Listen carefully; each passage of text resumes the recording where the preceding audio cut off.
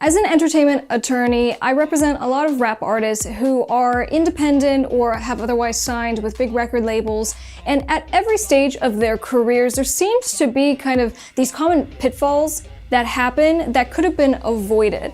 And because I want you to have the most successful career possible, in today's video, I'm gonna give you 7 tips all professional rappers need to know. Hi guys, I'm Ms. Crystal. I'm an entertainment attorney, public speaker, and author of How to Keep Your Dukes Up in the Music Business. I'm the owner of Dukes Up Records, and most importantly, I'm an independent musician. Be sure to subscribe and turn on those bell notifications so you don't miss our weekly videos helping you with your music career and getting you to that next level. You're watching this video because you take your music career seriously, and to help you with everything that you need to know from the A to Z of the day-to-day stuff, managers, attorneys, agents that you'll work with, signing with record labels, and also knowing what kind of contracts that you need to protect yourself, be sure to check out How to Keep Your Dukes Up in the Music Business, which is now available as a direct digital download, meaning you can get it to your device right now. Just click that link down in the description below. Number 7 on my tips for professional rappers: own your beats. There's a couple different ways that you can do this. One is just learning music production so you can actually make your own beats. This is actually what I did. Now, I'm not a rapper, but when I was first getting started, I was having a hard time finding people to work with me because I didn't have anything to reference. I didn't have demos or something that I could actually show what I sounded like. And so to get kind of a demo put together, I taught myself production. And so, I've since then worked with all kinds of producers and grown from that point, but learning even the most basic production techniques to be able to put together a beat so you can start kind of passing around demos and kind of figuring out who you're gonna work with is a really, really good move. And it's a way that maybe you'll find that you actually like producing. So you'll kind of be like this in-house machine where everything is kind of done under your own roof. You own everything, and that's pretty cool. Now, that might not be you, and that's okay. More commonly, what our clients end up doing is that they'll either go and they'll purchase their beats or they'll license them from third-party websites. Now, if you go and do a Google search right now for just buy a beat or license a beat, there are so many websites that come up where you can go and actually get a license to use a song. The caveat, though, is that if you are paying some money to use a song and you're getting what's called a license, you're getting a contract that says you get to use it, read that contract. I've had so many clients that come to me and they'll give me their license after they bought the song, after they recorded it, and after they released it, and they go, well, I'm gonna do a music video now, but I'm not seeing that it says I can actually use the song for a music video. So I go in and I read the license and it actually says you can't use it for a music video. And so had the artist known that ahead of time, well, that probably would have changed whether they wanted to actually get this song or not, because most of us end up doing some kind of visual or music videos for our songs. And same thing when it comes to actually buying someone's song, because it might just be you and I are friends, I produce beats, you want to use one of my beats, so you say I'll throw you a couple $100. Well, you still need to make sure that you have something in writing. Another example of, a common client issue that comes up is that someone buys a song, but then some issue comes up because the producer is letting someone else use it, they never had a contract, and now we're dealing with all these problems that could have been avoided if you guys just did a simple contract saying, I'm buying the song and I'm the only one that can use it.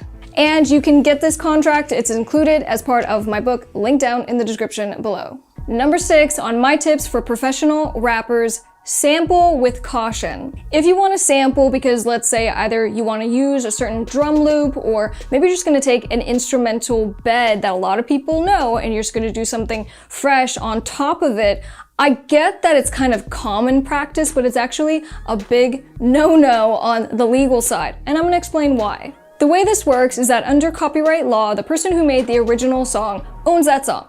If you use any piece of that song, the instrumental, the little drum loop, a little vocal, it doesn't matter how little or whether it's the entire song, if you use that without getting permission, you are violating that person's exclusive copyright. And under copyright law, you can actually be found liable for up to $150,000 in damages. Now, maybe what you're thinking right now is, well, it must not be that big of a deal because I see other artists doing this so often. And not only that, but artists who have a pretty big following. I personally follow some people who kind of do this and they seem like maybe they're getting clearances, but they kind of seem like they're not. They seem like they're just using other people's instrumentals, doing something new, releasing it, and it's working for them.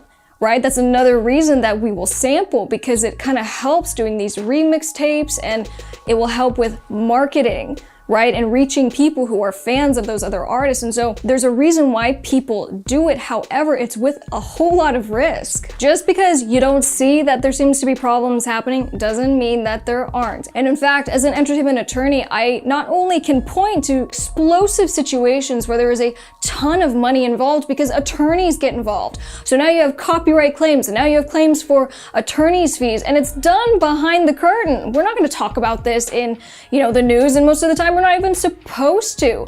But even an example, right now I'm duking it out with a major record label because the artist took a song belonging to my client without permission, literally just took the instrumental, pitched it, and re-released it. That's a big deal. So, this probably won't end very well and it's going to be very expensive, and most of you will not hear anything about this at any point. So guys, just be mindful of this, because even if you do release something, it doesn't mean that it's not going to catch up with you, right? We've heard stories, Nicki Minaj, for example, Kendrick Lamar, I think they've had problems with mixtapes that they released like 6-7 years ago, and now it's kind of catching up because they're huge celebrities and everyone knows who they are now. So, just keep all of this in mind if you decide that you want to do sampling. Now, I've dedicated a whole other video to discussing how to legally clear samples, so make sure you subscribe to this channel so you don't miss that. But let's move on to the next tip. Number 5 on my tips for professional rappers: get contracts. When you do contracts, it forces you to talk about the stuff that's going to be in the contract. And that's a good thing because it helps to avoid a lot of problems down the road when you didn't talk about stuff. For example, who's going to own the song? If it's you, are you actually getting something in writing saying that, let's say, a collaborator or the producer who maybe made your beat is giving you the right to use the song?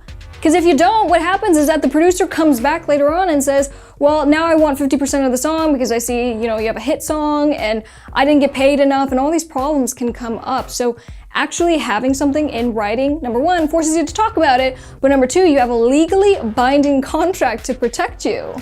You might want to have language in regards to a featured artist, right? So maybe you have the deal with the producer, but you also have a side thing going on with some singer that does some background vocals or some other kind of feature doing a verse. You want to talk about credit, especially if you are collaborating with anyone else, to make sure that there isn't confusion. And of course, you want to talk about the money stuff. Who's getting paid what? Is anyone getting back-end profit participation, right? So meaning, maybe you pay someone a lump sum up front, and then if the music makes money down the road, maybe that person gets 5%, 10% of earnings. That's all the stuff that you need to have absolutely clear in a written contract signed up front. Now, I am all about contracts all day long, and one of the agreements in my book is a collaboration agreement. So it's if you're collaborating with a producer, if you're collaborating with a singer or a different rapper, it doesn't matter who it is, but it's the structure of the deal. So you just kind of plug in the different things that you guys are doing, you sign, you're good to go, and now you're feeling pretty good because you're legally protected. Number 4 on my tips for professional rappers: warm up and be ready before you get to the studio.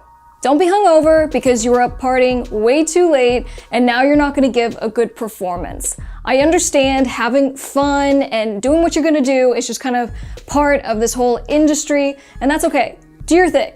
But when it comes to actually affecting your performance, whether it's a studio session, whether it's a live performance, don't let the quality suffer because you had too much fun and you went a little bit too hard the night before. And then taking it a step further, don't wear out your voice. Don't be yelling. Don't be doing something earlier in the day or the night before that again is going to impact the quality of your performance, because every single thing that you do matters leading up until that point that you have that hit single. And then even after you have the hit single, you have everything to prove to keep that status. And so your work ethic needs to be incredibly committed to your career and to the quality of the performance and the type of music that you put out. And I shouldn't have to say this, but I mean, guys, this is your legacy. The tone of your voice, that moment in the booth, that is everything that matters for your music career. So if nothing else, make sure you get in there and you kill it every single time. Number 3 on my tips for professional rappers, check your ego at the door. Even with myself, it's something that I need to keep in mind when I'm working with people.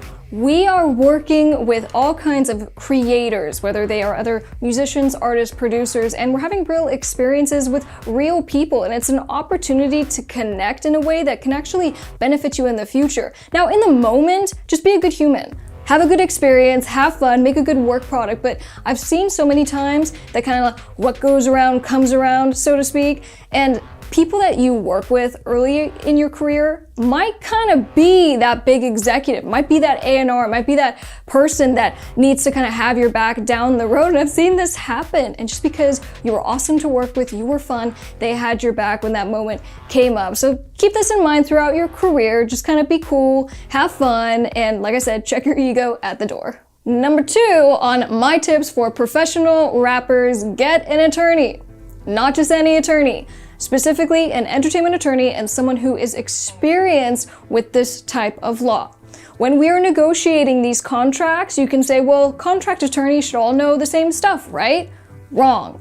When you have someone who is advocating for you, they need to understand industry standard.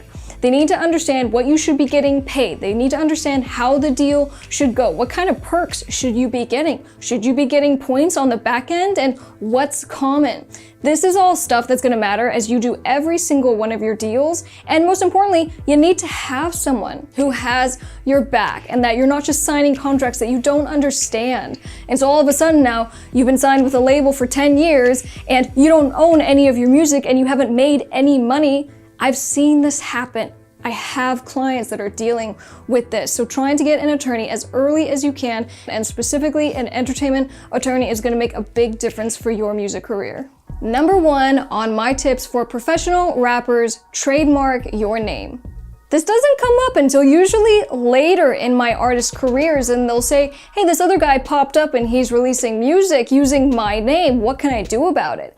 And we're like 5 years into this person's career, and then we found out some infringers popped up, and it gets a lot tougher the more time that goes on.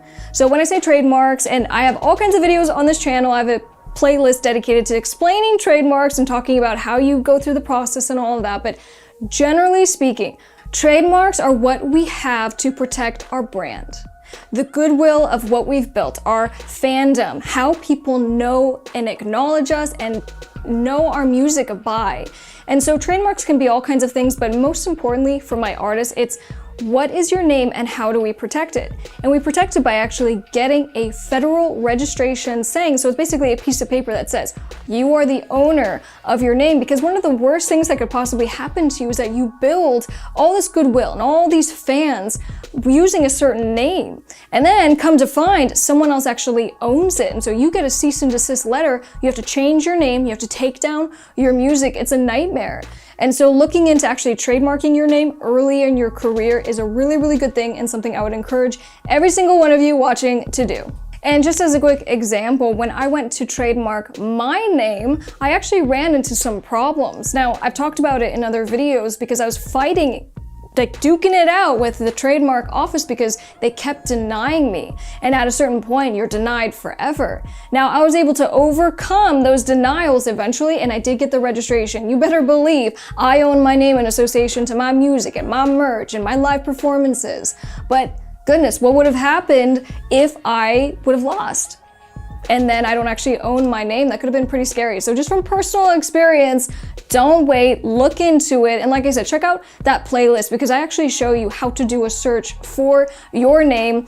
And look, if you're at the beginning of your career and you're not sure about a name, you do a search and you find that some people are using the name, kind of what I tell clients, I go, come up with something different. If you find that other people are using a name that's kind of similar, you might run into problems. So to avoid all of that, if you are at the beginning of your career, come up with a new name that is even more unique, and so you will be set apart from everyone else in the market. Speaking of Miss Crystal, if you're interested in checking out some of the music that I release, just search Miss Crystal on any music platform.